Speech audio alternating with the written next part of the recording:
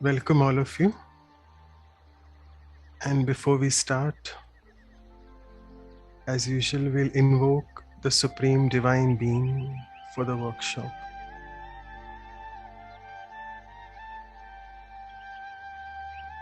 Today, let us explore this superpower, the mind. My mind is my best friend. We all of us know that.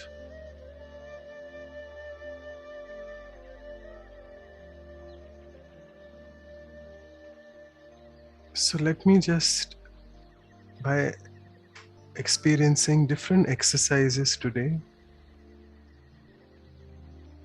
try to explore this hidden potential. What my mind can do is really amazing.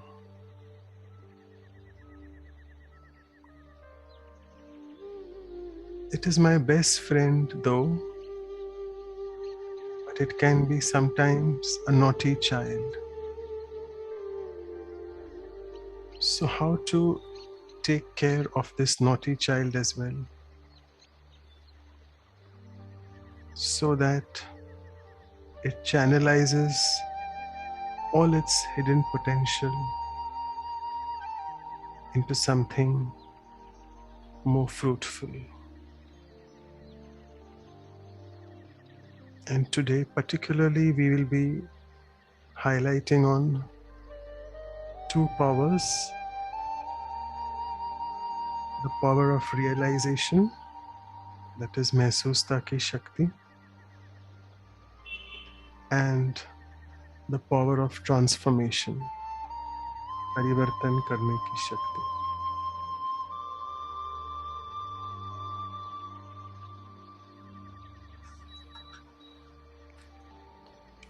So with this, let me just, so once again, welcome all of you. Let's move on to our workshop. As all of you know, our journey has been 1 year old now. We just celebrated this Wednesday, the first birthday of the Values for Life series, as well the workshops alternating with those talks. And let me just share with you, you all can see what we have done so far. And if you can see this journey of purity to power, we started our special Values for Lives episodes with the festivals. We started with Raksha Bandhan, and we had Sister Sudesh and Sister Aruna sharing their beautiful spiritual insight on the power of purity there. And then after a series of festivals, we ended with Navratri and Dashera, with our respected Asha Didi sharing on that. So our journey has begun from there. And here we are today, we are doing power. So with this, let me just stop sharing the screen and welcome all of you, and even the facilitators we have. We have Sister Anu joining from the west coast of Canada, and Sister Shruti also from the west coast of US. So thank you both of you. So Sister Shruti is in a very different look today. Even I was surprised. I thought it's some artifact I or something. apologize. My son has That's been on okay. my computer. Clearly, I apologize. I'll fix That's that. okay. I do Fine. apologize. So it's good to know there's some power in the sun. As I said, the child's power has been used. No worries. Yeah. So and let It me is, invite. Yeah. Go if I ahead. Yeah. can say, it is Halloween time. So that's how the Yeah. children think. I know. Yeah. Yeah. So great. So someone is reminding us of the Halloween. And let me just also invite a very special guest who's always very invisible. I'm saying invisible because it's incorporeal. You can see on my left hand side. And I'm inviting its presence. I call it it, but though we call it he, it doesn't mean it's a gender. It's genderless. Godfather, we say very with a lot of love, we say he. So it is his medium, Gulzar Dadi, and we'll be listening to very powerful versions of the divine on these two powers, the power of realization and the power of transformation. So I would request Anu sister to play that. Thank you.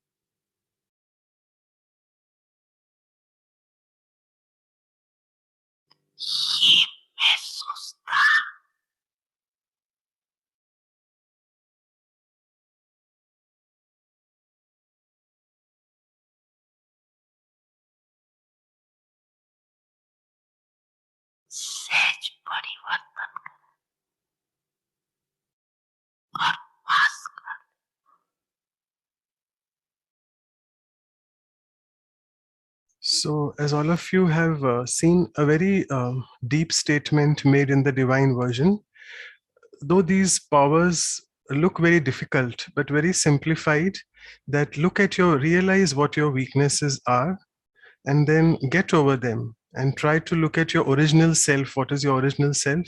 And then you change your thought process, and that will lead you into the transformation power soon. So, with this, I would now pass it on for the first activity to Sister Shruti. Over to you, Shruti, sister. Om Shanti Manoj Bhai, and hopefully now I'm looking all normal and presentable. Again, much apologies, guys. It's what can I say? I have a 13-year-old. So we'll get started on today's presentation.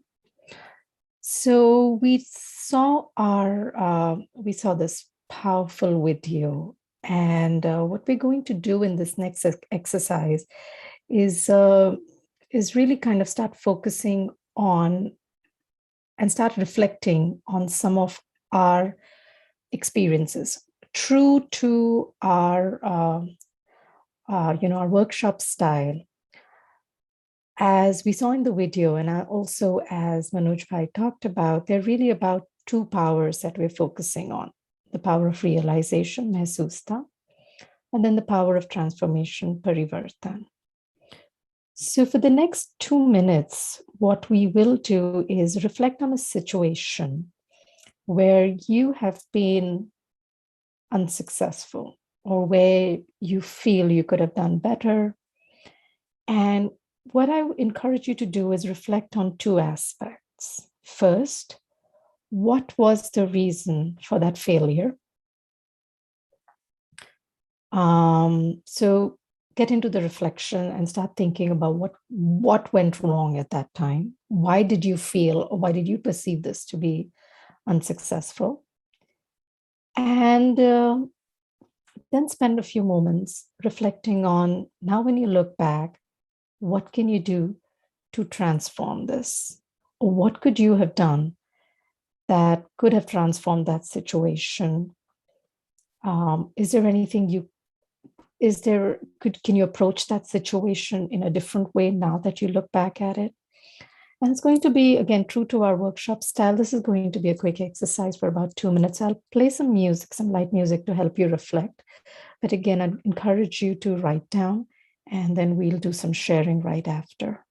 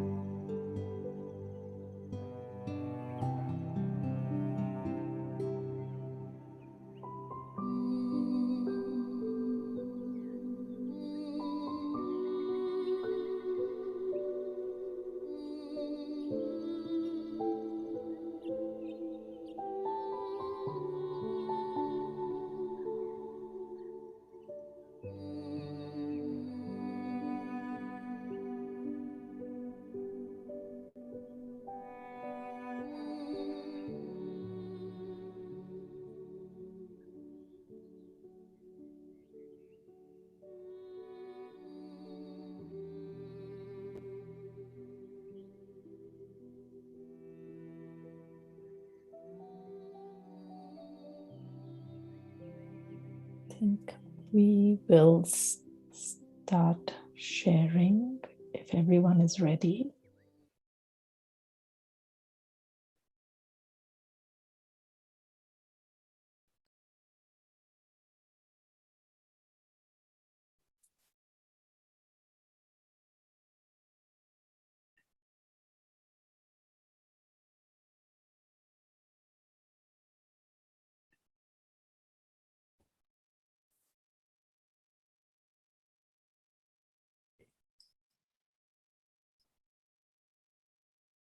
So again, we would love to hear from you, but you can always also type it into the chat box.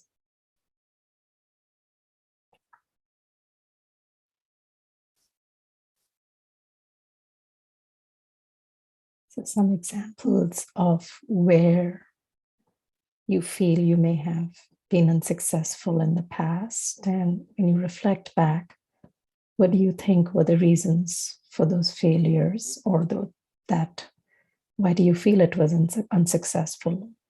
And what could you do different now?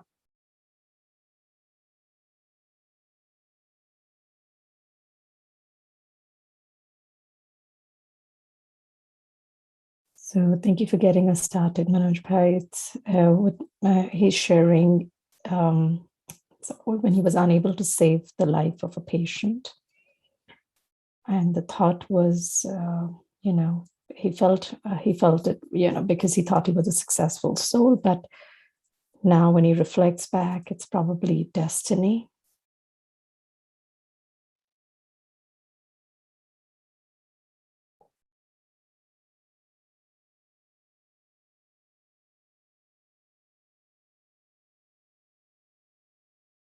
Any other such? Yes, please go ahead with you, sister. I can see your hand.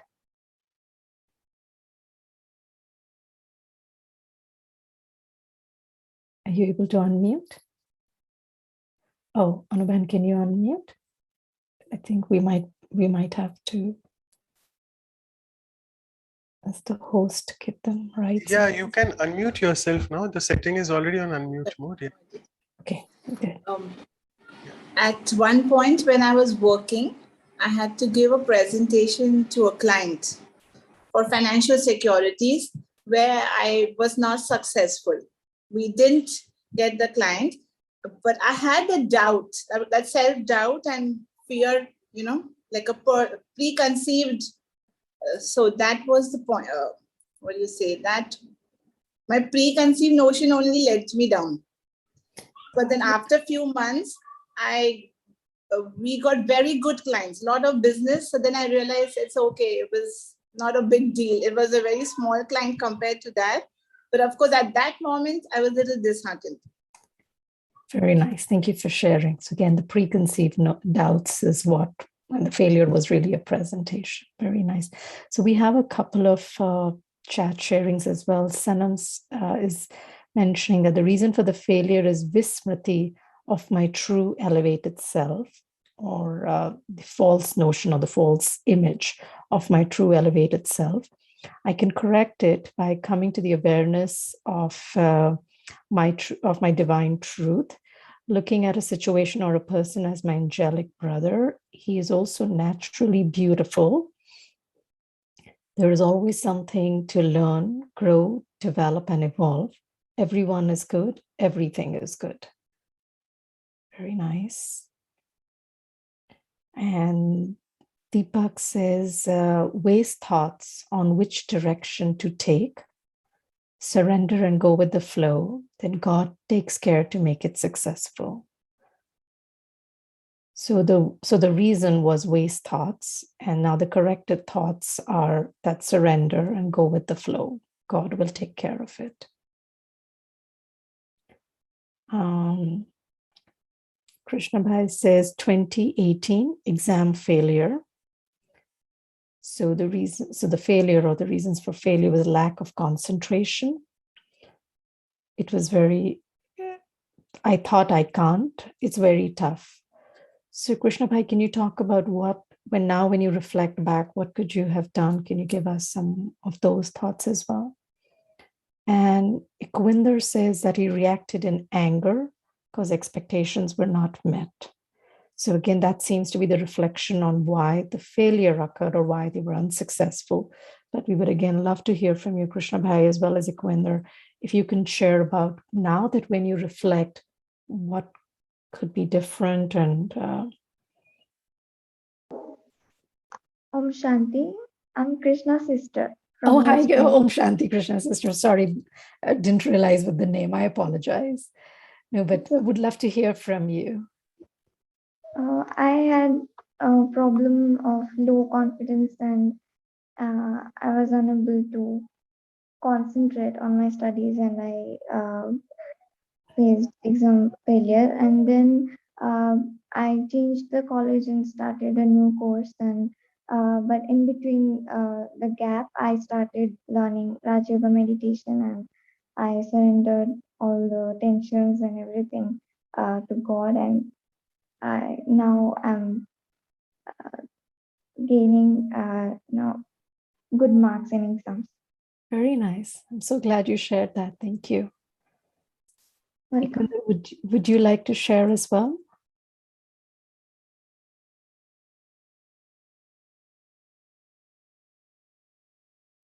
Or anyone else?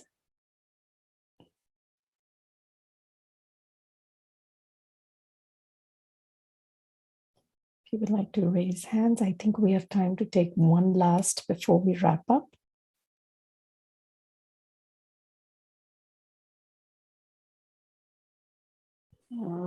Om Shanti. Om Shanti, sorry, I can't see who that is. So this is Ikwinder. My reason for failure was that I reacted in anger, and there were like kind of subtle expectations from that soul. So now I try to think that it's karmic account with that soul, and it's a drama, right? It meant to be like that. Very nice. Thank you for sharing. We also have a couple more sharings in the chat box.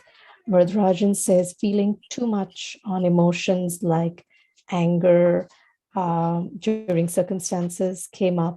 And I think his correction was, or the thoughts as he reflects back, is more around complete surrender. Asit says, not focused, react rather than respond to the situation. And when he reflects back, he thinks we must practice the elevated state. And I think with that, we will wrap up exercise 1. And I can hand it back to you, Manoj Bhai. Okay, so thank you so much, all of you. And I just wanted to say, mine, what I said was unable to save the life of a patient. That was destiny. The reason which I felt is destiny. And the thought was I'm still a successful soul because I have treated so many patients still. Yeah, okay. So thank you so much for all your sharings. And let's now, as we go further in the workshop, we always try to go in the action planning mode. So this was actually a teaser or a starter for you to be prepared to look at your weaknesses. So you have realized that what are your weaknesses, and we now know that we have to work on them. So let's go in a little bit of meditation mode, silence for a few minutes. I'll give you a few thoughts and then we'll go in the action planning mode. So I'll just request all of you to sit back straight. I don't know, I can't. Yeah. Take a few deep breaths in and out. And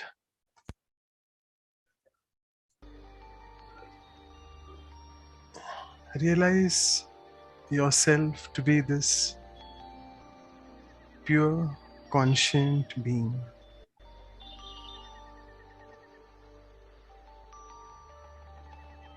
That is my original self.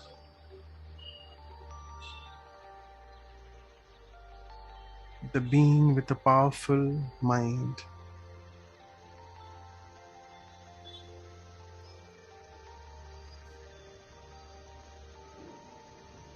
And the moment I go into this self-awareness mode,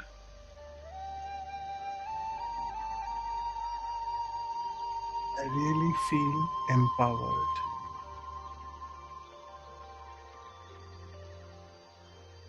And now let me not look at those weaknesses of mine, but let me try to look at the solutions to the problems.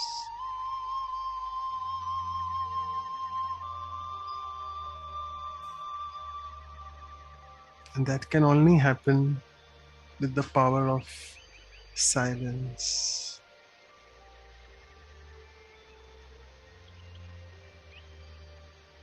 So in the next half minute or so,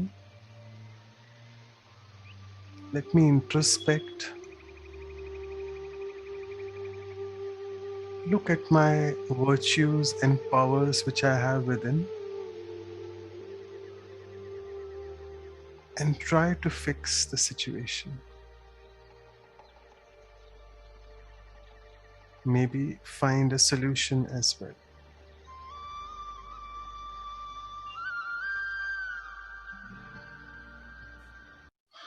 So with this, I'm sorry it was a bit hurried meditation, but with this power of silence, let's just move into the action planning mode and over to Anu's sister for the next activity. Thanks.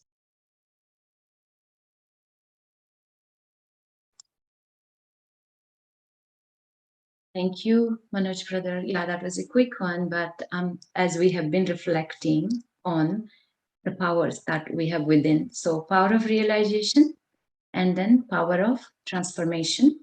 So realizing what are the weaknesses within me and realizing that I have the power to change it. So for that, we need the powers in order to bring that transformation. At Brahma Kumaris, we learn about these 8 spiritual powers in depth, and they help us to conduct ourselves with that power that we have within, with positivity, and bring the changes that we need. So if there are any new people who do not know these powers, I'll just quickly go through. So the first power is power to withdraw, which is about being an observer, not jumping into reacting to situations, to negativities around, but taking the time. And the power, second one is power to let go or pack up. It is again being aware about the present moment that I have to respond. The past and future doesn't exist. So pack up with your present moment, with yourself, how you want to respond. Power to tolerate is a lot more to do with being understanding, accepting others as they are, and being empathetic and empowering others to realize their problems and change. Power to accommodate or adjust. It is again about accommodating everyone as they are, even if they have negativity or any negative actions they've done against you. So it is about not having any resentment, but accepting all. Then power to discern is to differentiate between right and wrong, true and false. So we have that power to discern in a situation, in people's behavior. Then comes power to judge, so that we decide, we choose what is right, we choose to respond positively. And power to face is to do with the power, willpower, courage. We can face anything in life. And power to cooperate. Again, just knowing where cooperation is needed, not judging who is there, but cooperating with all. So these are the 8 spiritual powers. Now let's get into the reflection question that select any one power out of this list of powers that you want to take on and reflect on and write the methods that you will use to inculcate, to increase that power within you for your daily life. So you can take it home and reflect on every power, but for now, let's choose just one power and reflect on how it will help you and how you will apply it in your life, and what is the method that you will use to increase it in you. Would take just a minute to reflect on it. So please write on that about it. So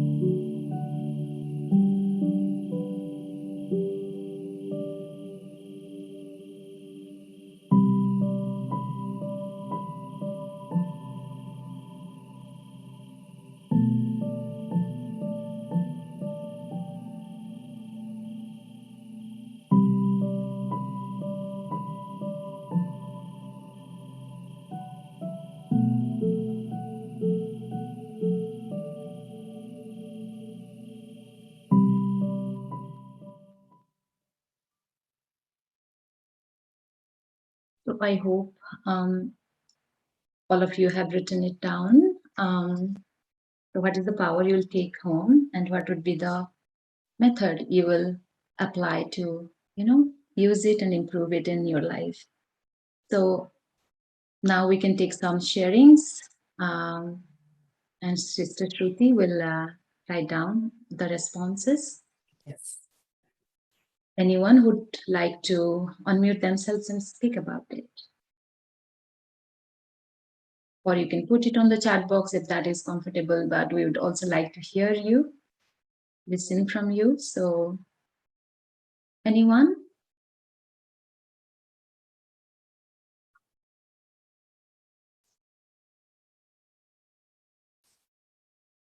Okay, so we are not seeing any response yet. So hopefully you have looked through the powers and you are taking on.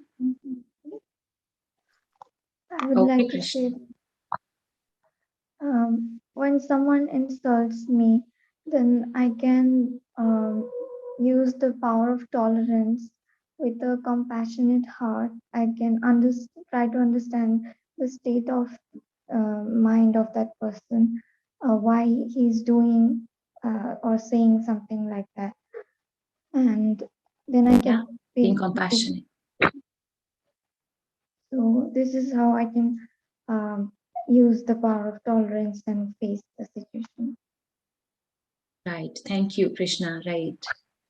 Having the compassion and understanding, tolerance. Brother Manoj says power to accommodate. Unconditional love is the method to increase the power to accommodate. Anyone else? That was a quick going through the powers, but I'm sure you are taking it home and you can reflect on it more. But at the moment, we would like to hear from you. What is your reflection? Anyone else? There are so many new people. Anyone inspired to share? Sister Vidhi says power to let go. And the method is being non-judgmental. Dr. Lata says power to tolerate. Method is listening skills. Power to discern. Method is clear understanding. Deepak says that. Ashima, sister again says power to let go, free from thoughts about the past. Method is being free from thoughts about the past. Very nice how precisely you are connecting the power and the method. Vardharajan says power to tolerate, and the method is accepting things as they are. Just by hearing those, don't we feel the power?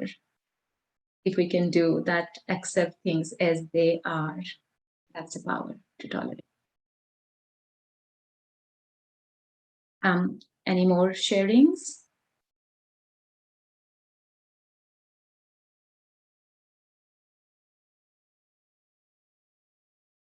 Asit says, have lots of innovation, hence power to face for my case. Yeah, power to face. What would be the method? Just face, use that power. Can we hear from you, Asit, if you like to share? You can unmute and speak if you like.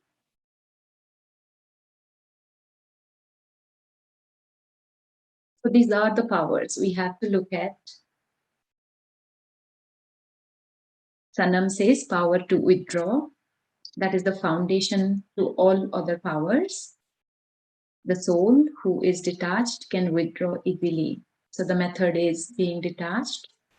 Practice of detachment helps me to imbibe all powers. Detached and being an observer, so that gives me the space, the time to look at myself and my powers and how I want to respond. Ashwani brother says power to tolerate and power of cooperation. So if you can define the method that you will use, also good to share, but it's good that you are taking the power, recognizing the power you want to take on to implement in your life. So Manoj brother says power to face. For that, method is being courageous, no matter what's happening. Courageous means I stay.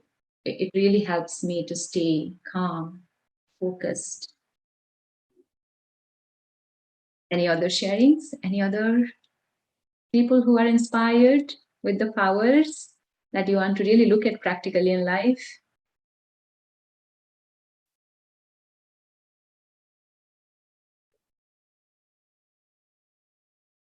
Anyone would like to speak? Okay, so if not, maybe let's wrap it up. So we move on with our next proceedings. Thank you so much, Sister Shruti. So it's such a nice compilation of powers and the methods, as we can see. So you all will be receiving them in the review materials that we will send.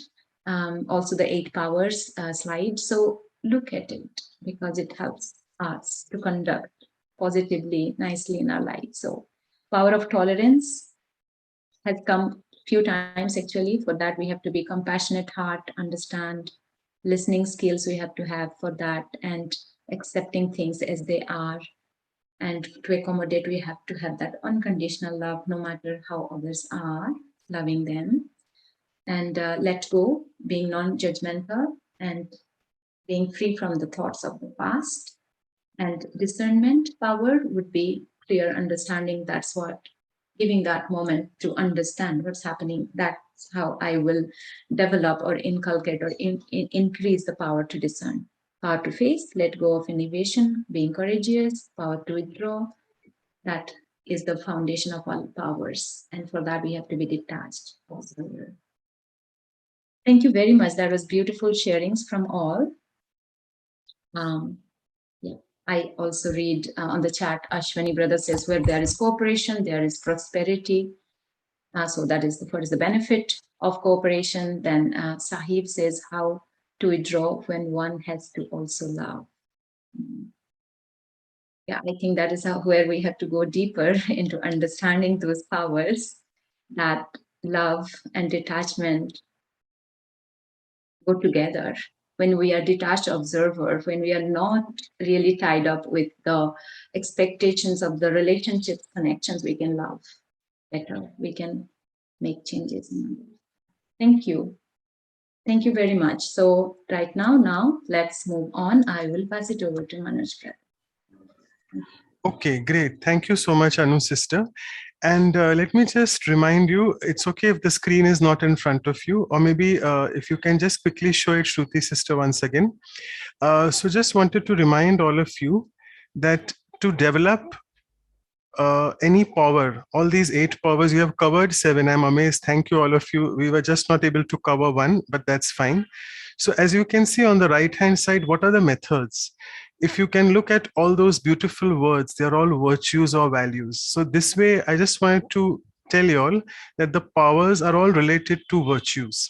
If I need to develop any power in myself, I need to work on my value base, on my value system. So if I'm living a or leading a life on values or virtues or qualities, whatever you may call it, all the positive things which we have inside, then I can develop a power within myself. So I think it's beautiful, amazing here. I like this amalgamation of how values are amalgamated with powers. And just to tell you one example, that in the Raj Yoga course, we have this power of tolerance, Sehen Shakti.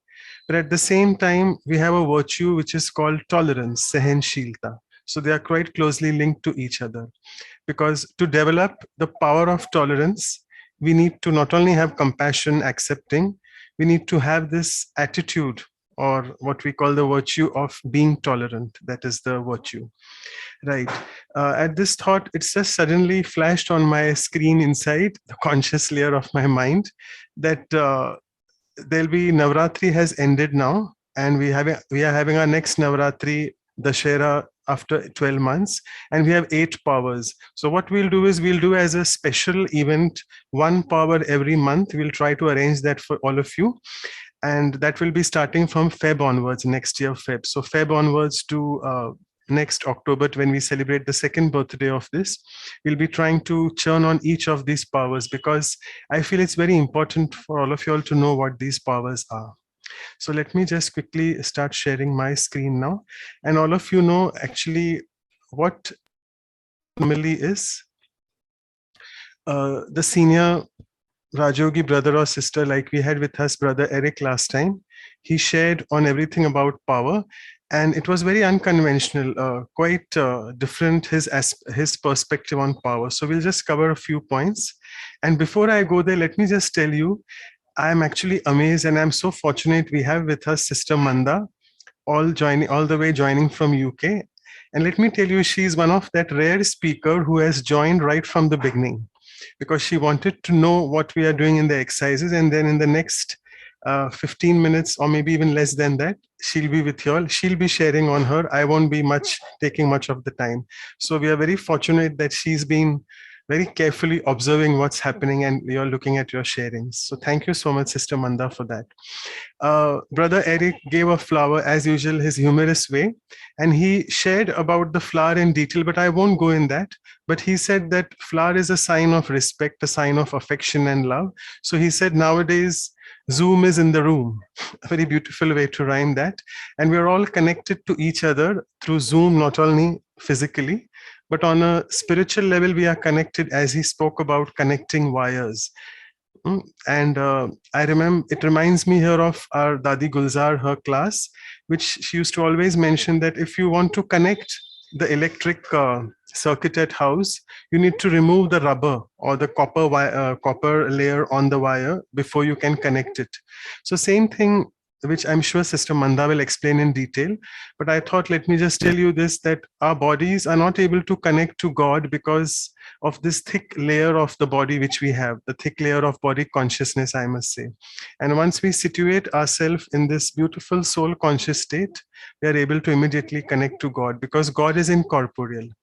He doesn't have any body. So he is naturally soul conscious, and we can only connect to him by removing this big rubber of the body consciousness which we have.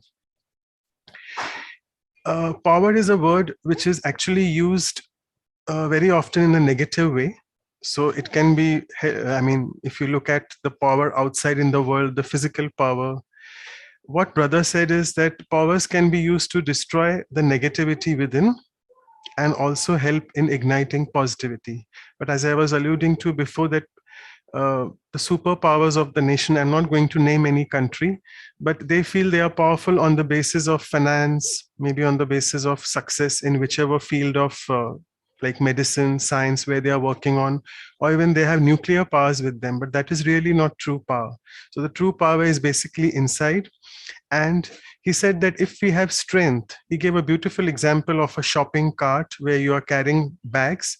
And then once you have to take the bag with you to your car, then you have to carry it. So only if I have the strength inside, I can carry those. So same thing, I can carry the weight of my life, the weight of my responsibilities, my relationships, and my challenges. If you remember, we had these 4 R's, which we always cover in our exercises quite often: roles, responsibilities, resources. These are the 3 basic ones. So if I don't have the inner strength, then life will indeed become a burden. And I need to change my attitude. So if, like, looking at the groceries, I should not find it's a burden. I should be delighted. Why? Because I have to go and cook at home and I can really use these groceries for something good. Same way, if I have these challenges in my life, I have some relationship conflicts or some big responsibilities on my shoulders, these are all basically not a burden, but they are basically to teach me something and make me empowered from within. He said that there are different aspects to the power, but most important is the mind power. And Brother Eric also mentioned about what triggers a power or what cancels a power. I won't go in that detail. He just gave a beautiful example of the COVID which is going on. You know, the entire world came to a standstill just with this small virus. What is this virus? Actually, medically, we know it. It's just causes flu. And quite a few people, I'm sure, in the audience have suffered from that. And you know how terribly bad it is. A lot of body ache, all the typical viral flu symptoms you have. So it is just this tiny virus created havoc in the entire world. So similarly, if there is a tiny weakness within me, that really won't make me help develop my spiritual powers. So let's try to trigger that power by trying to win over those tiny weaknesses. And that's what this we started with all about, that power of realization, to look at my weaknesses but then not ponder over them, because a few sharings showed that what thoughts you all were saying were pondering on your weaknesses. What we are saying is now we have to transform. I know what are my weaknesses, but I need to work on them, and here comes the power of transformation then. You know the famous 8 powers. We'll see if Sister Manda can cover a few for them, a few of them for you. But actually, they're all in the basic Raj Yoga course book which you do. So any center locally, if you can attend to, and we have already covered that, but we really didn't have time to go in the detail. And here brother covered about power and energy. So as we always keep saying in Brahma Kumaris, the teachings here, that we are the beautiful souls, the energy inside. And whenever we think of energy, the word power automatically comes with it. If you look at the physical powers outside, all the powers of the 5 elements of the nature, which is the wind power, it is used to develop electricity along with water. So there is hydroelectric power, there is solar power, so on and so forth. So all these physical powers outside, we know they run the entire world. Hydroelectricity runs your electricity everywhere in the world. Solar power also is equally useful. So this power which I have in this beautiful energy which I am, what can it do for me? It can work wonders. And Brother Eric, coming to Navratra season, he said all of us invoke these 8 powers. We really keep a lot of fasting during those 8 or 9 nights of Navratri. But Brother Eric mentioned that he won't be covering those, but he basically mentioned about 3 powers which he feels his spiritual life is all about. The first is the power of faith, what we call in Hindi Nishchay Ka Bal. Then he mentioned power of yoga, that is the power of meditation. And third is Sneha Ki Shakti, power of love. So I won't have time to go into each of them, but he had a lot of examples which he gave us, that if my understanding becomes a flame, which means knowledge is something which ignites the mind, right? So that's what he was trying to say, that when I am knowledgeful or knowledgeable, my understanding about that becomes a flame inside me, and it helps to ignite my mind and intellect. And then if that is happening, my power of faith starts developing more and more. As you know, very I must just say this because in our elevated versions, we discuss this very often. We say Nishchay Buddhi Vijayanti and Sanshay Buddhi Vinashchayanti. If I can just request the others to just keep themselves muted, there's some background disturbance I can hear. Yeah, thanks. So Nishchay Buddhi Vijayanti means if you have the power of faith, you will definitely be successful. But even a trace of doubt can really destroy everything. So if I create this beautiful visualization, yes, tomorrow is my exam, I'm going to be successful, I'll win, etc., etc. When I say this very confidently, no doubt, with a lot of willpower and self-confidence, but the moment there's another thought which comes, oh, maybe I may not be able to. So this destroys everything. So this doubt destroys power. So he mentioned about what we have in Brahma Kumari is the 4 faiths which we have: the faith in the self, Swa Nishchay, faith in God, Paramatma mein. Third is faith in the drama, as Ikvinder's sister very beautifully covered in that example. The drama, eternal drama of life. Everyone is playing their roles. I need to be just detached. And last is faith in others as well. Let me just skip this because I really have less time. And he mentioned that Raj Yoga basically will help you in inculcating this faith.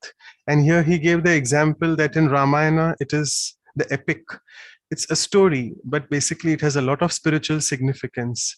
It is shown that Lakshman is Man and Laksh, which means what is the aim and object of my mind? That is Lakshman. So when my aim and object in my mind suddenly goes unconscious, which I don't know, then God, which is who he comes and gives us Sanjeevani Bhuti. Sanjeevani is again a beautiful Hindi word. Jeevan means life and Sa is something to give life to. So it's something positive. So when Lakshman, which means my mind, the aim of my mind has become suddenly weak or depressed or unconscious, then God comes and give me this beautiful power, the herb of life. And he tells me that you are this beautiful soul energy full of power. Don't worry, child. So that's what. And he also mentioned that the power of blessings. We say duaon ka bal, which I remember Dadi Janki used to always say. I'm sure Sister Manda can share more stories about her because she has spent almost more than 40 years with her. How Dadi Janki used to always say, she was our past administrative head. She used to say, she was 104 years old, young, I must say. And she used to get, she used to fall ill very often, but she said that 80-85% is all the power of blessings of all the Brahmin family, which is actually helping me to come out of the illness. And I'll take one question. Let's see how much I can cover. I think there are 2 questions. So the question was asked by someone that the seed is the power. So all of us, when we say that we are in the soul conscious state, that is the seed of all of us. It's a powerhouse, and this seed bears the entire fruit, and the branches show the success of that seed. So how do I nurture this seed of soul consciousness to gain the fruit of success? So brother mentioned here that it is nothing but you have to keep practicing this meditation all the time. And he also mentioned about sitting on some seat, as you can see here it's mentioned. Sorry, I won't be reading each and every line. I don't like to do that, but I would just cover the gist of every slide. You all can, it will be coming to you later in the emails. You all can at leisure read all that. So he said that we have to be seated on our seat. And what is this seat? We are taught here at Brahma Kumari is the seat of self-respect, Swaman. And once you are in the seat of that self-respect, then your consciousness switch automatically of soul consciousness gets on, and then you don't really need to worry about it so much. So with this, I would just, I think, stop this, but I'll just now invite our speaker because I don't want to take a lot of her time. And we are so fortunate, as I told you, first thing, she has joined since 1 hour. She's been constantly observing what we are doing. And second, importantly, she was supposed to be with us last year, but for some reasons, I'm not going to tell you all that, we were not able to get her here. But finally, it's so fortunate that we have just finished our first birthday and she's joined us. So the baby now is 1 year old, the birthday and the values workshops. And all of you who are, I think, BKs know her very well. But for those who are new to Brahma Kumaris, let me just give you a very brief introduction. Sister Manda, again, has this typical blend of East and West. Born in East Africa to Indian parents, but completed her her Lokik studies and also spiritual studies in London in 1981. And she's received this beautiful sustenance of Dadi Janki, which I would really want her to share with all of you. And let me tell you a few things what she has done. In 1986, she coordinated, the Peace Bus Project, which was toured in around 16 cities of the UK. And this was all observed as a part of the United Nations International Year of Peace celebrations. And from then onwards, no looking back, from almost 1993 to now, she's the director of the Brahma Kumaris Global Retreat Center, which is in Oxford. I'm sure all of us will sometime get a chance to visit there. And she also, in the interim from 87 to 93, she coordinated the administration of the building, that is the GCH, the Global Cooperation House, which we have in North London. And as usual, I will always want to recite a poem for the speaker. So just bear with me a few more minutes, Sister Manda. So being the director of the Global Retreat Center, she's indeed the Almighty's epicenter. Being based at one of the most elite center of Oxford, she delivers the spiritual wisdom as a final word. Oxford, Cambridge, are famous universities. And she delivers this from Oxford, the wisdom as a final word. She resides on the divine heart throne, which truly is the silent and peaceful zone. She combines the wisdom of the East and the West and tries to bring out from within us that which is the best. Her soul-stirring talks indeed provide the soul the much-awaited rest with which we can then place our head on the Almighty's chest. So we can then have rest on the Almighty's chest. And lastly, today she shall speak about the power of the mind. Nothing in the world matches that kind. We shall therefore today strive to find then how we can truly serve the mankind. And she shall explain us what it means to serve through the mind. So serving the mankind through the mind will definitely be elucidated from her. So thank you so much, Sister Manda, for joining us. And thanks once again for being with us. You've been here with us for 1 hour, I know, but thanks a lot. Over to you. Thanks. Om Shanti. So much information already, right? I just want to say how much I've appreciated being with you all for the last hour. Really appreciated Anuben and Shruti-ben's energy of so much calmness and so much centeredness. I already feel like I'm part of your family. And so much gentleness. So really thank you for that. And I'm really glad that I joined you all from the beginning so I can catch the energy that you're all creating. And very commendable, Manoj Bhai, that you've been doing this for a whole year. And I don't remember now why it is that I couldn't join you when you first asked me. Must have been something that you didn't want to share about it.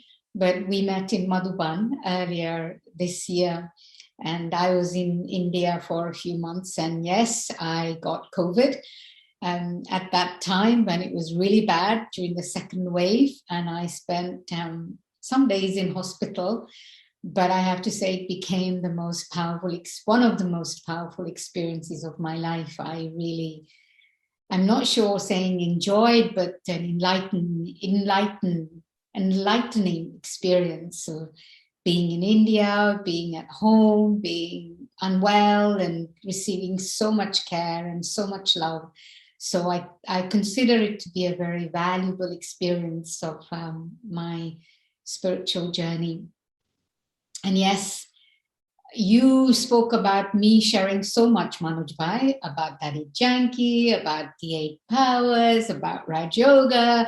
So I don't know how long you want to be here for, but let's see what we can cover. But I think there's already so much information that's been given to you. So let's just stop and pause and just be present here and go inside ourselves and be reflective, but also become aware of the deeper sense of self that I am.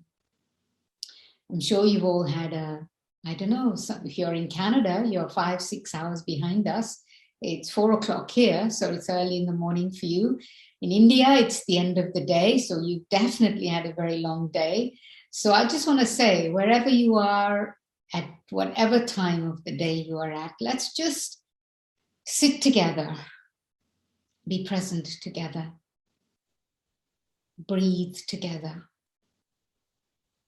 feel the energy and the vibrations of each other connected. And in coming together, Zoom in the room, it's as if we're all in one room. And I can definitely feel the energy that all of you are creating wherever you are.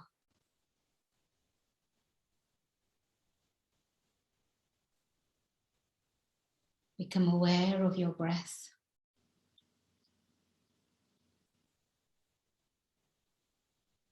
Feel the breath as you inhale all the way down into your stomach. And allow your attention to go there. Follow your breath. And exhale as you breathe out. Feel your chest and your stomach rising with the in-breath and falling with the out-breath. Notice the naturalness of this.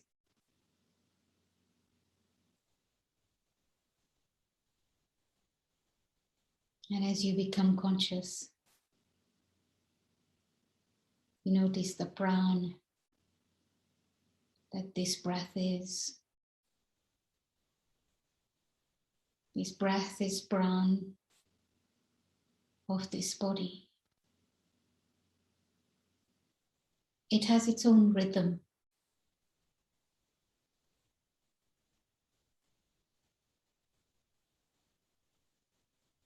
And this rhythm of breath allows you to become conscious and aware of the pran,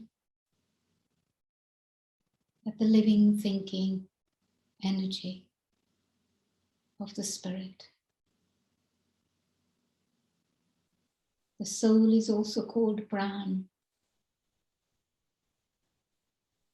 The breath is pran. When they both come together, you sense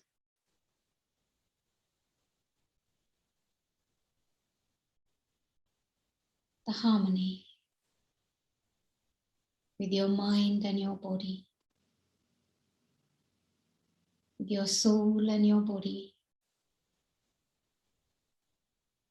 with mind and matter.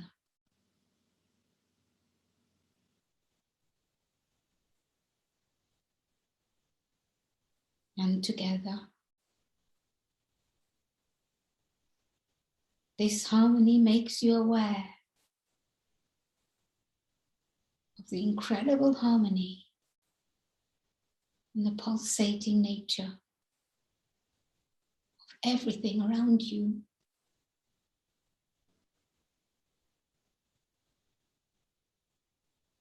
We feel the rhythm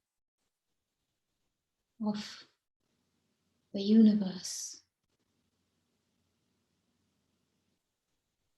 the rhythm of life in unison with breath of the body, the pulsating nature of the spirit,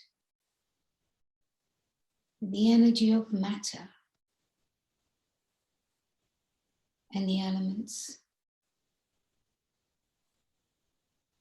And with this, you become aware of the expansive nature of each one of us, whilst being individual and separate. We are one heartbeat. The heartbeat that is in harmony with the heartbeat of God, the Supreme, the Divine, my eternal parent, and my guide,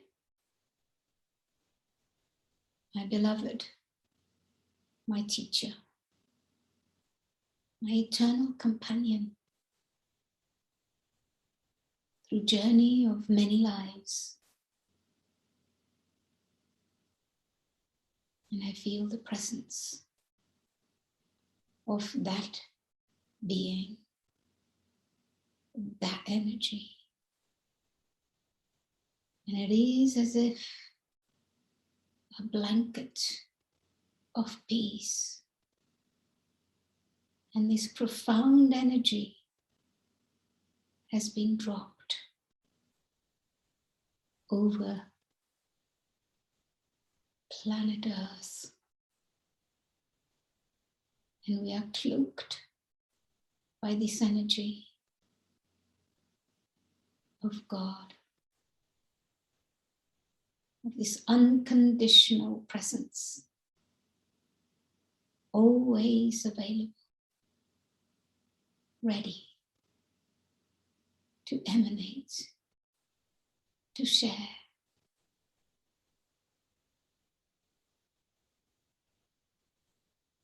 and to deliver.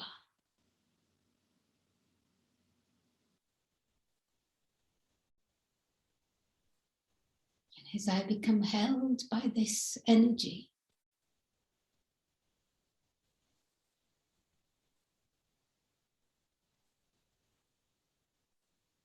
I become absorbed and lost in the awareness of my true nature, my true self, in perfect image of that divine.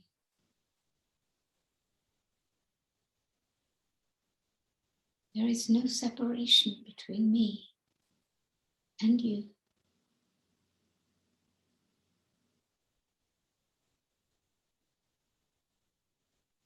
Silence, love,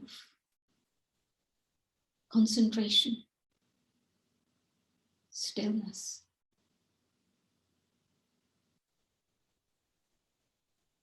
Become part of my life.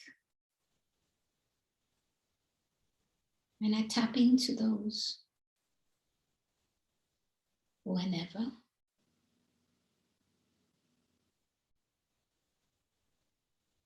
and however, for however long I choose.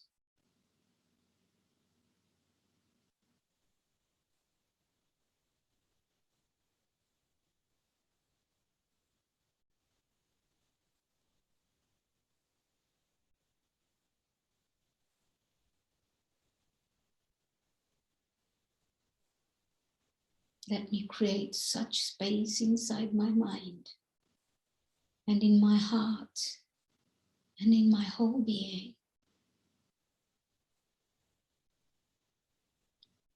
that I never lose sight of this power, of this connectedness, and of this energy.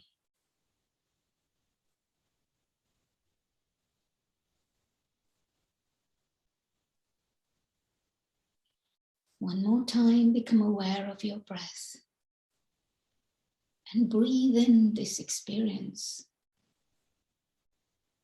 Breathe in this deep peace.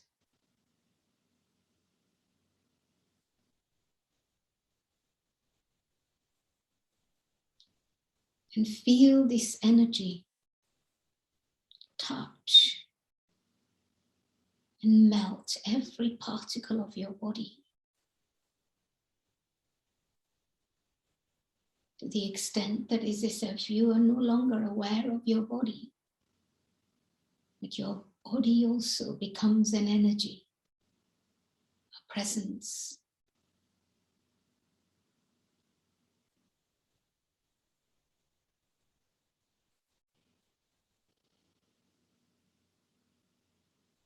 Om Shanti.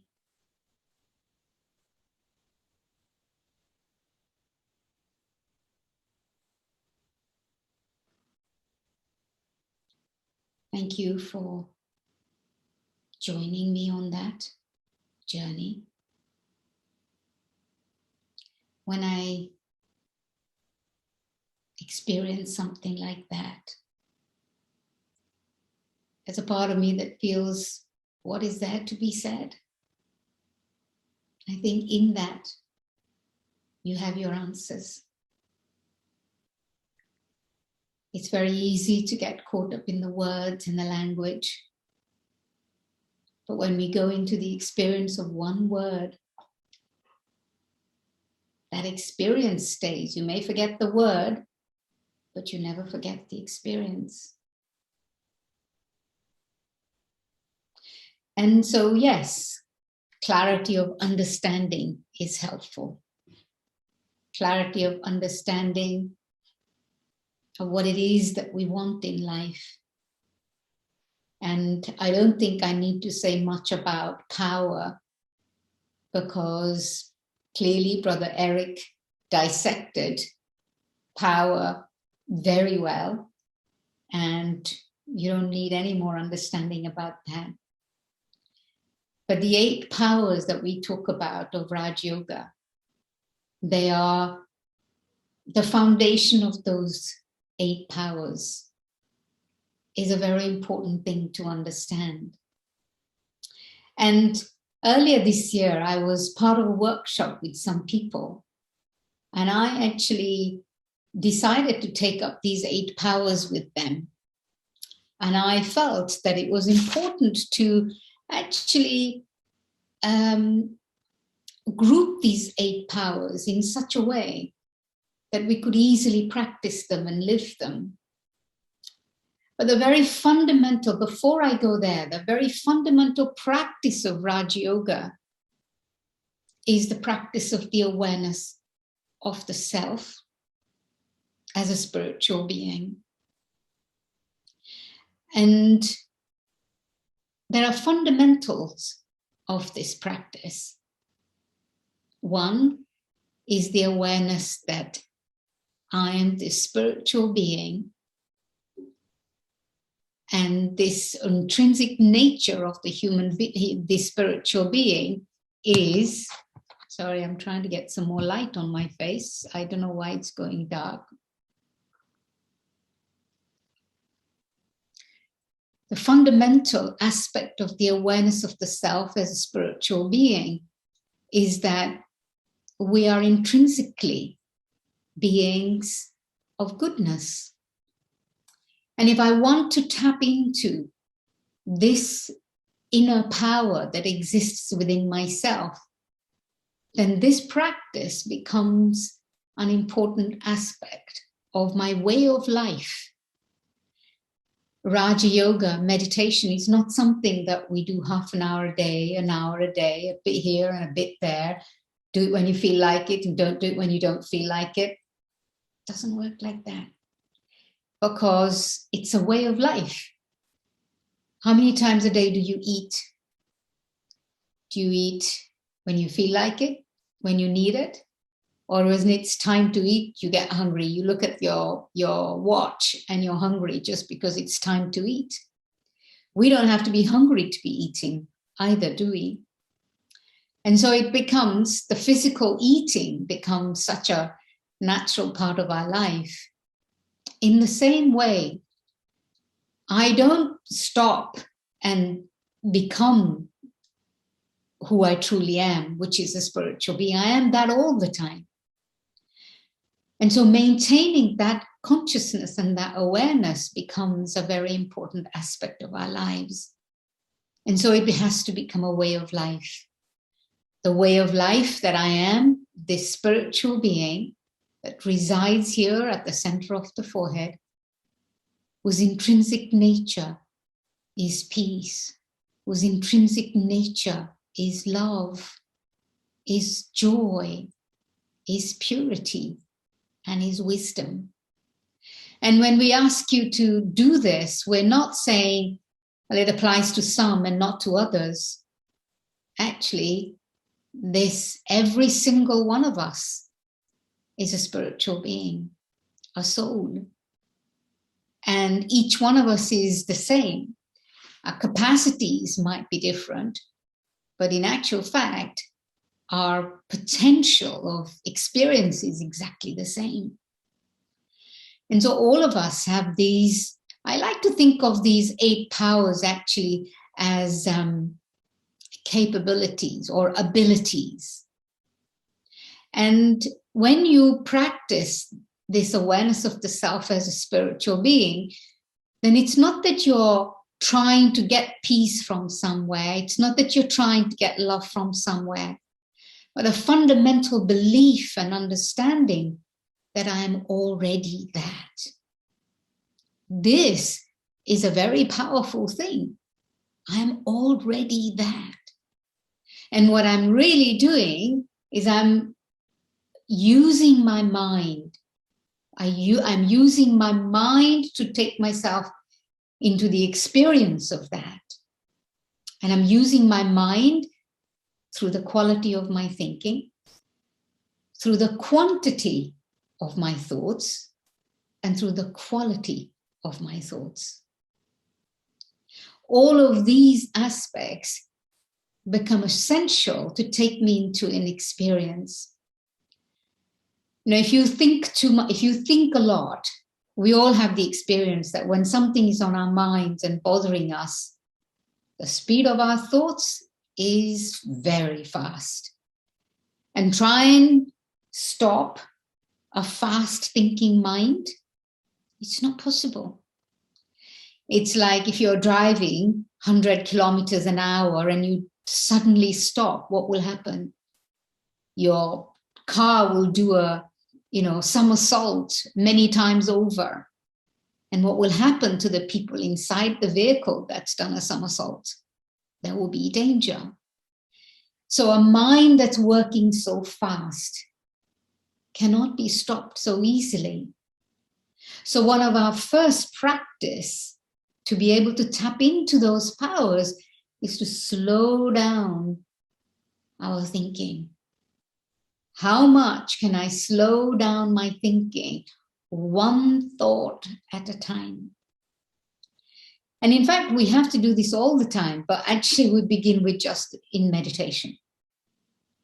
Just in meditation, do nothing but have one thought at one time, and that's all. Just, you might think, man, that's so simple. It is so simple. You think, well, that's easy. I can do that. One thought at a time. What do you think? Is it possible? One thought. And you know what practice of meditation, and actually I'm hesitant to use the word meditation, because the moment you say meditation, people go, okay, right, I've got to stop thinking. I can't do it. I've tried it so many times before and I can't do it. But that's not the case. And so I actually say, okay, we're not going to meditate. what are we going to do? We're simply just going to observe our thinking, observe our mind. And the first thing we're going to do is we're going to think very, very slowly. And we're going to think one thought at a time, especially my sisters. Do you think it's possible? Because we're so good at multitasking, right? We can do 3 things, 10 things at the same time. We can be listening to something, doing something, and looking at something else. And we've got 3 things going on this at the same time. And we feel a great sense of achievement when we do that. But what's happening in here? What's really happening in here? And so becoming conscious of one thing at a time, one thought at a time. If I want to access these powers, the power to withdraw, the power to pack up, and these powers are particularly the power to turn within and be in essence. The power to pack up, the power to withdraw, are the powers, are the ability to turn within and be in essence. And what I'm describing about the mind is the ability to really think one thought at a time. And so, if you have to go somewhere far, we give the example that when you have to travel somewhere, you don't take too many things. You have to take very little as possible. And so for us to be able to journey inside ourselves, few thoughts, slow thoughts, but powerful thoughts, significant thoughts, important thoughts, valuable thoughts. And this is what was being referred to as having values, thoughts that are important, thoughts that are valuable. And when you do that, then your mind learns the ability to concentrate, and actually everything else that is extra, it says, okay, I don't want to get involved in that. So in essence means that power to withdraw, to go inside. Whenever you don't need your attention outside, go inside. Sit here at the center of the forehead. Look out through the eyes. Listen through the ears. And then know that having packed up your thought, or having withdrawn inside, you can just only have the thoughts that are essential to have. These 2 things go together. So the practice of the awareness of the self as a spiritual being helps me go into the essence, helps me practice peace, be peace, slow down. And then the second 2 powers that we normally talk about are the power to tolerate and power to accommodate.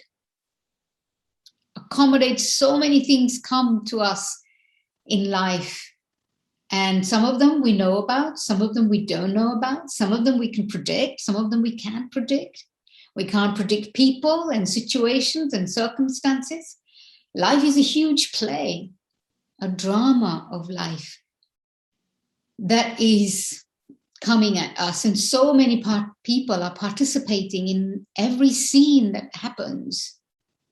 So can I just throw my arms in the air and say, okay, well, I can't handle this.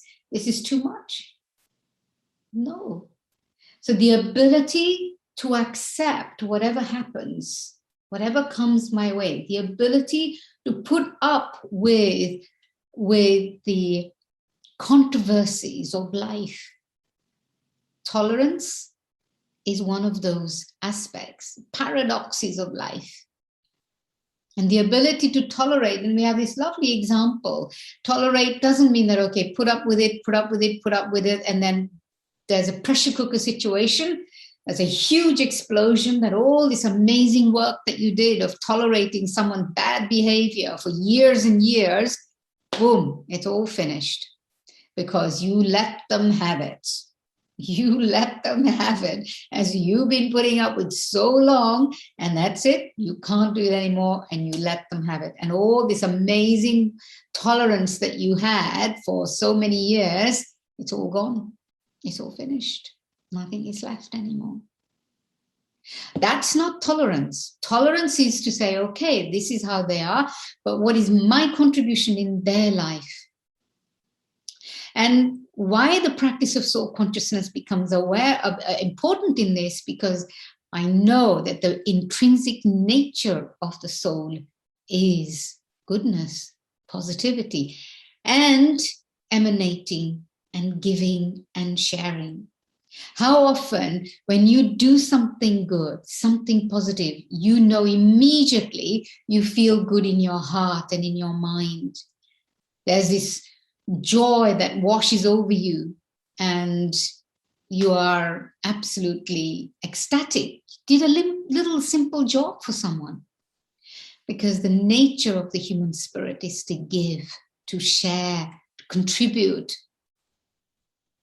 And as we do that, we begin to feel the power grow inside of us, accommodating the same thing. All the good things that come, hold on to those. Those things that are not good, throw them out. Leave them aside. Don't pay any attention to them. The ability to accommodate. And for that, I need to remain loving and adjusting. Love is a very powerful ingredient in being able to tolerate and being able to adjust. And again, love is the original quality of the soul.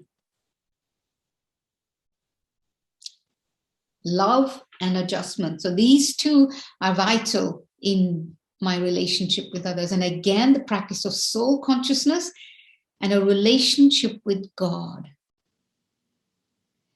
You know, God is the only unchanging force in this universe. Everything else is constantly changing. It's never the same. It's constantly changing. People, situations, circumstances, nature, the elements, everything. And the only one that's unchanging is God, the divine, the spiritual being, the Supreme Father, the Supreme Soul, never changes. Never, ever changes. It's the one source against whom I measure myself. That how close am I to that by being who, that I am the same, that unchanging, unwavering, unconditional, constant, always available spiritual energy. So the practice of Raja Yoga is this practice. If you want those 8 powers, essential practice of the self.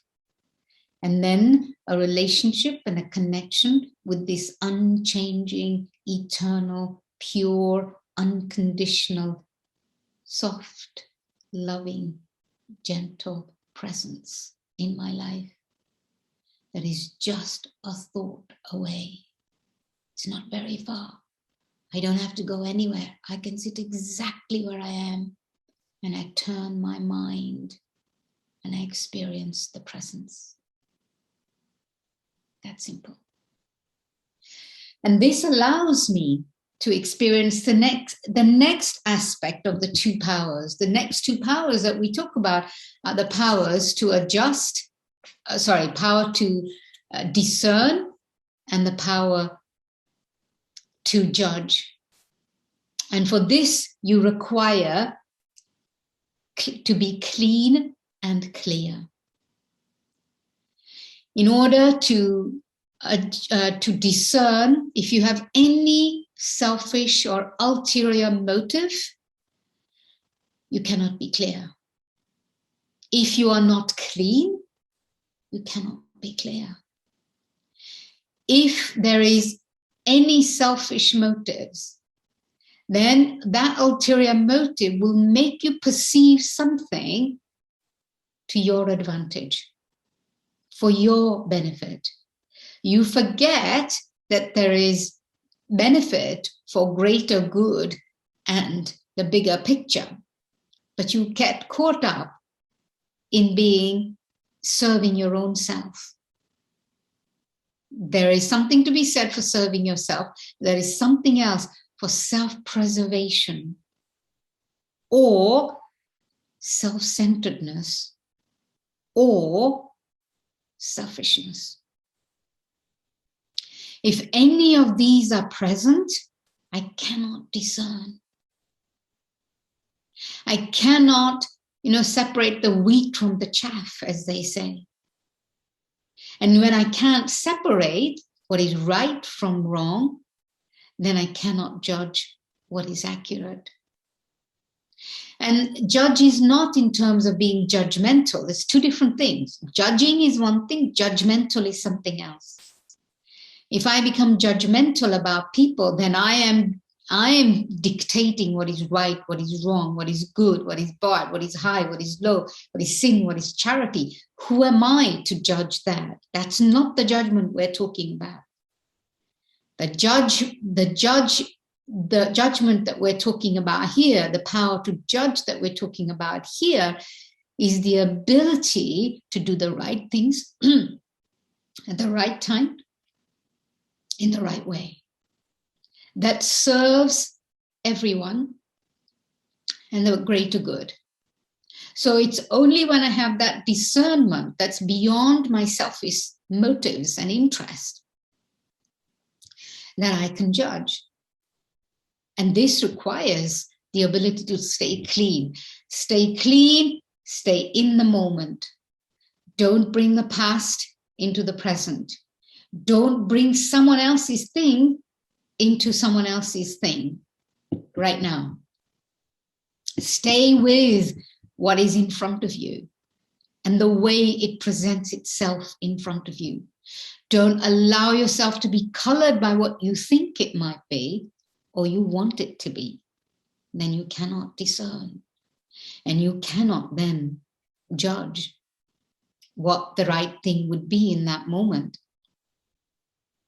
So practicing cleanliness and clarity, this cleanliness of being in the moment at the present moment in time. And this is an ongoing practice, actually. How much am I able to move on? An example that I love is of Dadi Kumarka. Dadi Kumarka was the administrative head of the Brahma Kumaris before Dadi Janki. I remember talking to her about this once, and I said, I saw her where, someone had done something, and she told them that it was not right what they did. Next day, that person came in front of her, and it was as if nothing had happened. Nothing had happened to them. And it was as if she treated them as if everything was just perfectly fine. So I remember going to her and saying, Daddy, how do you do that? That yesterday you were having to tell them off about what they did, and today it's as if everything is okay. She said, what should I do? Should I be reminding them what they did wrong yesterday? No. She said, they are trying to forget. So my job is to help them forget.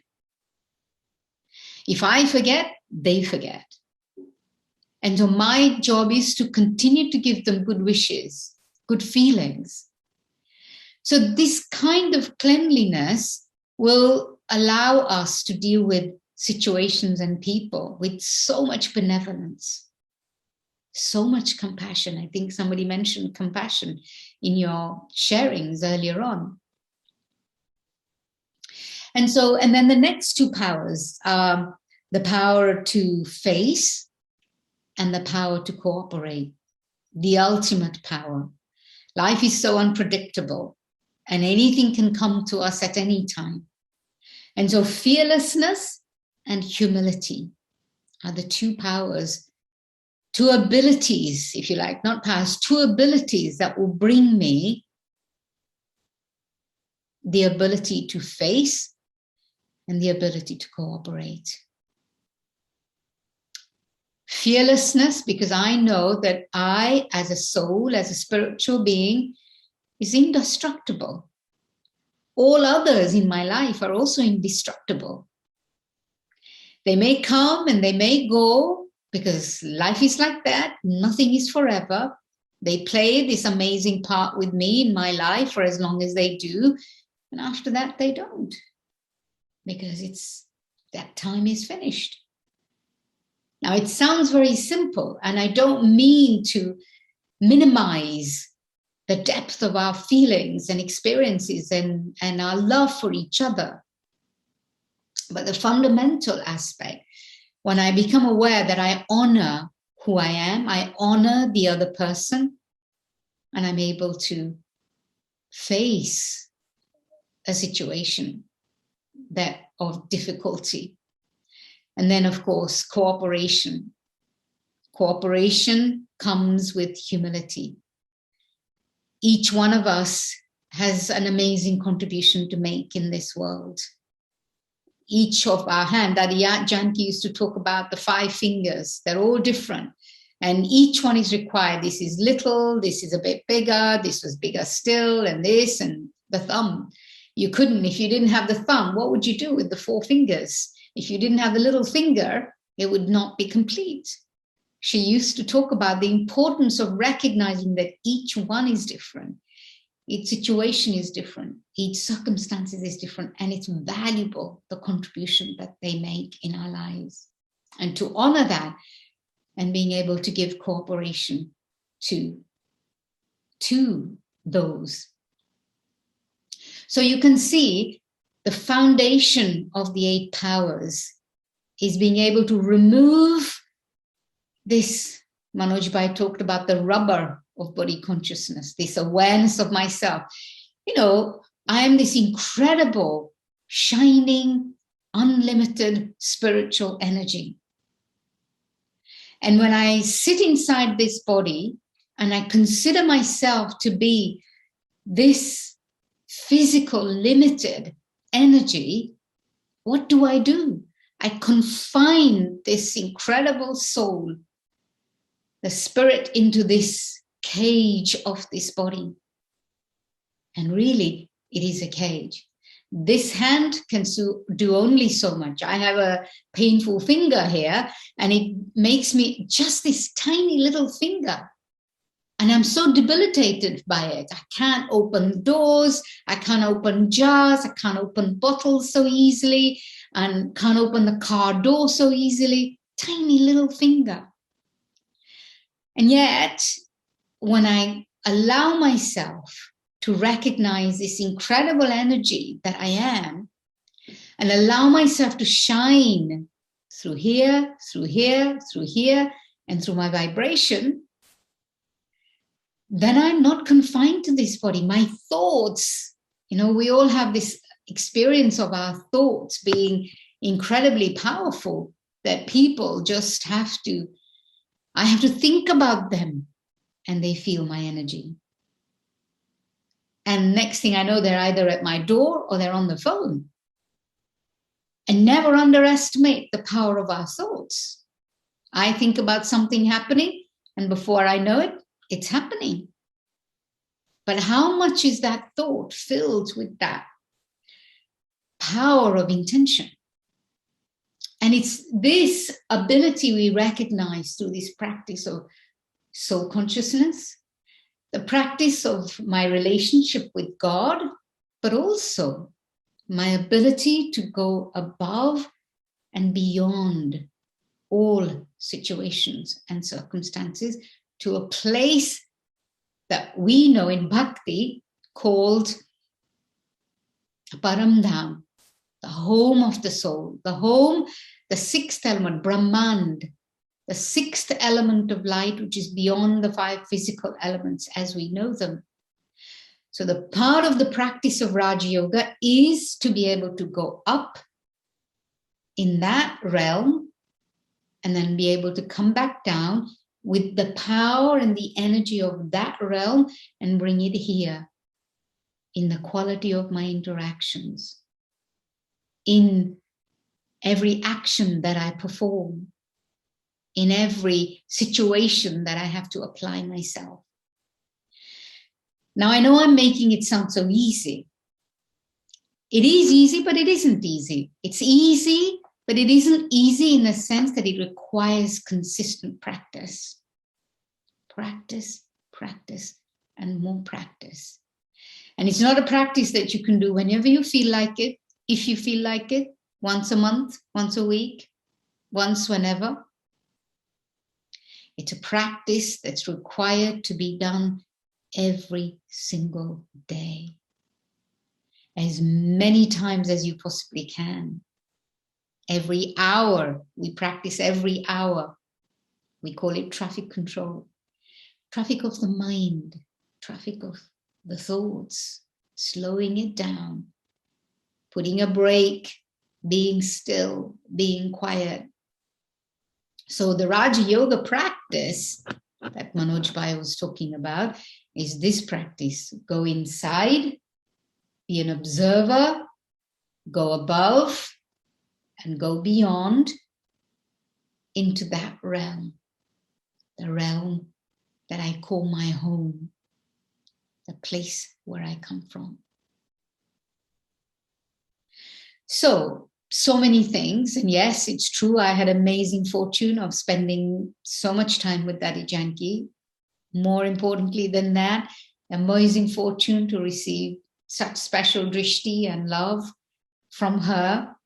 I translated for her for many years, and I learned everything I know from that. The ability to concentrate, the ability to understand the depth of truth that is contained within this Raja Yoga understanding that we think about. Because when you translate for someone, you have to get yourself out of the way. You have to hear what's being said and said it in the way, the meaning that it's said with. And I learned so much. And if it wasn't for that, I don't think that I'd be able to practice so much and learn so much that I have learned over the years. So I'll stop here to invite any thoughts that you might have, questions or whatever it is that you might like to open up for a few minutes before we have meditation. I know in India it's getting late. It's 9:15. I'm physically not there, but I'm always aware of the time in India. Every day, all the time. Because that's home. Yeah. Yeah. Thank you so much. So wonderful. It's so nice to be in your company. I mean, you made it really very simple, all the 8 powers. And you also told at the end, it's easy, but it's not easy. So thanks so much. And I can, because, Sister Manda is very liberal. So you can always ask her questions. She can be a friend to all of y'all. So if y'all want to unmute and ask any question, in the meantime, to set the ball rolling, let me ask you a quick question about the power of tolerance. How do I tolerate people who are unjust towards me? Whatever comes our way is coming our way to show us something about ourselves. It's coming our way to teach us something that we need to learn. Can I have the humility to see that? Can I have an open mind and heart to say, okay, if something is coming my way, what is my lesson in this? Ultimately, what is just, what is not just, what is just in your opinion is not just in my opinion. And so everything becomes subjective at the end of the day. What somebody else thinks and feels, I have no idea.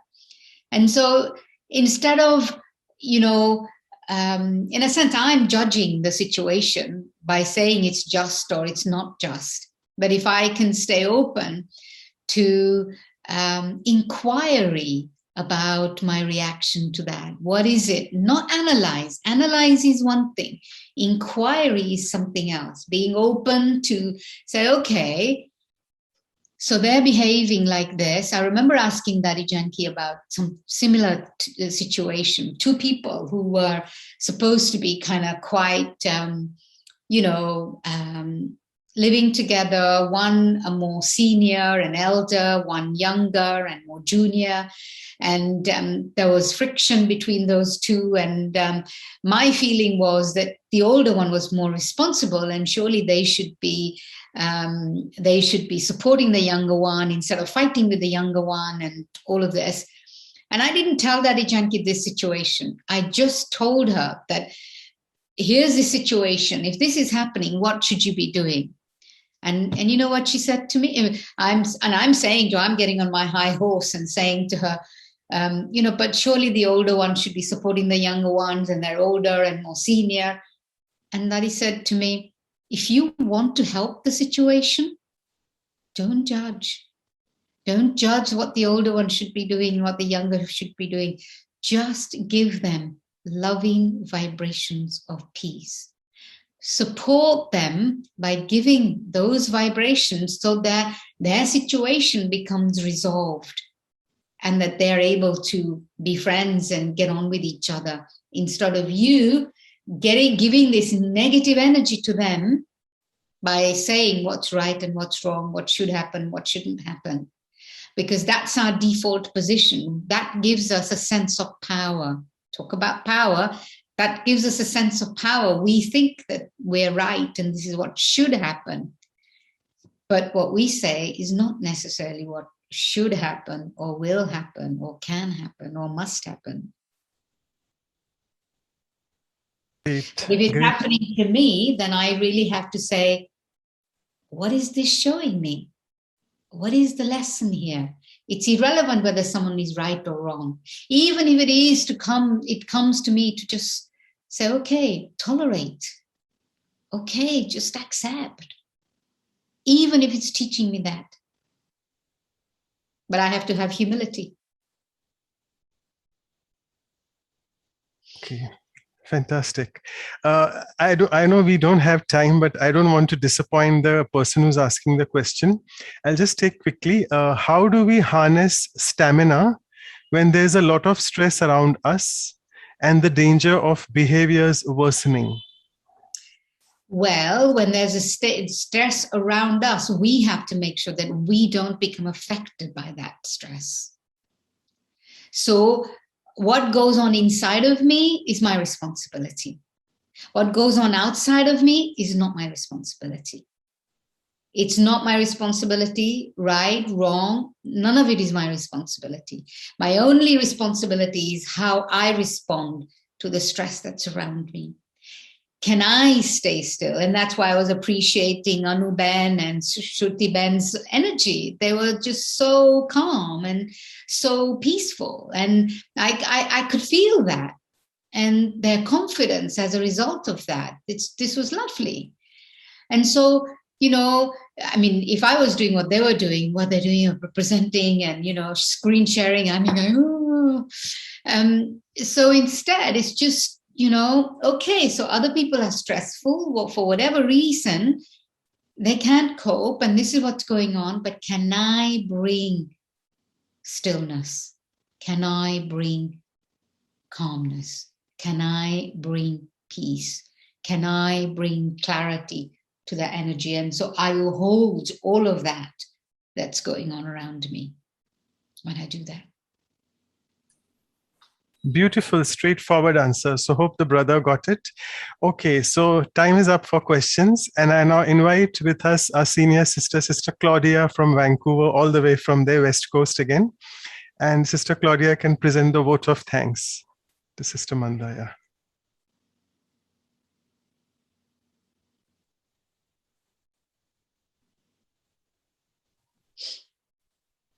Om Shanti, it's a pleasure to be with you. You can see a little bit of Vancouver Center in my back. Yes, lovely.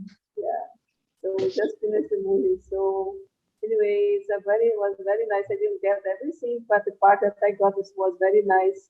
And thank you because you share all the, you have so much close to Dadi Janki, also Dadi Kumata, all your experience. Thanks for being with us today and be sharing so much of your knowledge and your practical life. So it's a pleasure to be with you. Thank you. Thank you. Thank you for the invitation. Manoj Bhai is very determined. You think you can say no to Manoj Bhai? I don't think so. Actually, you've got to hand it over. You've got to give up. I don't know how to respond here, but but if I'm so determined, I'm catching you after 2-3 months again. You better be ready for that. Okay, anyway, so on a lighter note, I'll just share the screen quickly for all of you. Thank you, Claudia, sister, and thanks immensely to Manda Ben for, Sister Claudia, she was there since the start of the workshop. She wanted to see what we are doing. So thanks once again. And let me just quickly share the screen for all of you and tell you what we are doing. I'm being very greedy. I'll ask the date later, but let me not be so childish here. Okay, so with us, we are having Brother Brijmohan Bhai Sahab, fantastic sharer, very deep thinker, and he'll be sharing on far-sightedness, that is Doordarshita in Hindi. Let me tell you, it's a Silver Jubilee episode. That was 24th on Power, now it's 25. Hang on for the invitations, we'll send it out to y'all. And as all of you know, we end the power, we end the value with a silence retreat, so that we inculcate the power within of that virtue. And interestingly, it's the power of power this time. So we'll be having the silence retreat as we always have it on the last, usually Saturday or Sunday of the month. And we have with us again for the workshop, it will be Sister Jenna, another influential speaker from the United States. Those from the US and Canada know her very well. And she'll be there with us in November. And this is a very elusive and elegant calendar to show what we are doing. So I'm fortunate that Sister Manda will be able to look at these events, what we do. And we had this month, the special events on Dashera. Next month, we are having on Diwali. And we celebrated our first birthday. It just reminds me again, because the seniors were there with us. And these are our emails and website. And you can find all the recordings. There were a few people who were asking about the YouTube. Why we purposely don't do the YouTube links right now is we encourage people to come on Zoom and interact with the speakers and do their sharing. So it's all recorded, and then we'll put it on omshanti.tk/workshops. So thank you so much, and sorry for the delay. And over to Sister Manda now for the concluding meditation on power. Yeah. Okay, Om Shanti, just sit still. Imagine a thought like an arrow.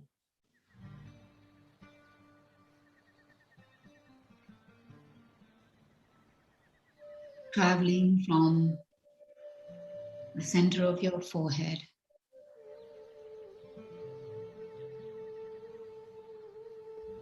a place far away. And as the arrow is released, it lands into this beautiful place of deep peace.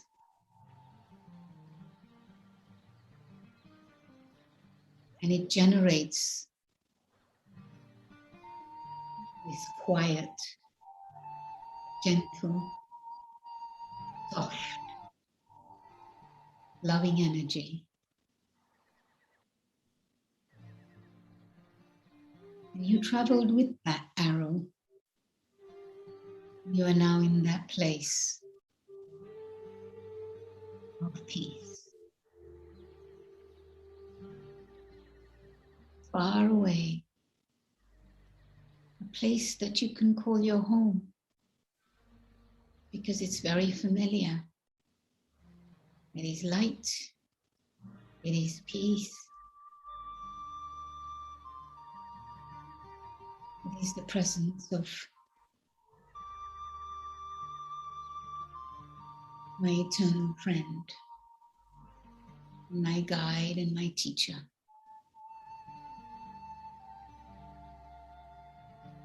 Eternal friend who is always available. And I'm held in his presence, in her vibration, in her love. This is meditation. To be held in peace. To be held in love. And I can do this and be this anytime, any place, anywhere.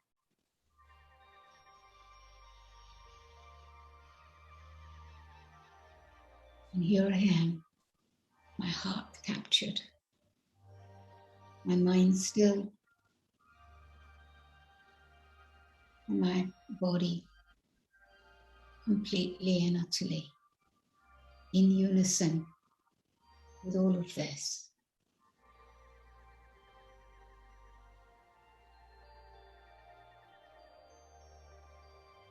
It is here that I spend a few moments and gather myself and feel my power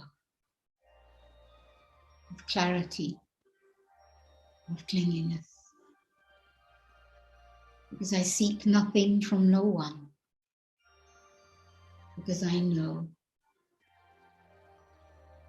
that this is who I am.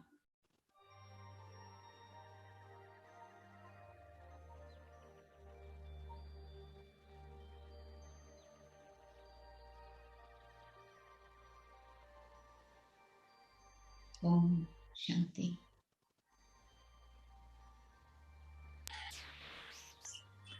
So thank you so much, Sister Manda, for that. And Anu, sister, if you want to quickly take the snapshot, over to you if you want to do that. Yes, we don't want to miss that. We want to take the snap.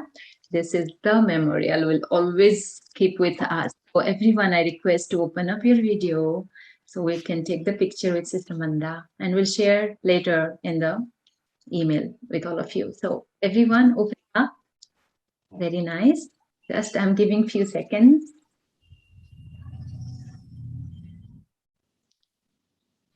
Oh, it's beautiful to see our family, Katya, sister, and so many others. Good. Okay. Give me one. Okay, once again, 1, 2, 3, smiles. I got it. Thank you. Thank Okay. you. Thank you so much, Manda, sister, for your time. Thanks. Okay, bye-bye. Okay, Om Shanti. Shanti.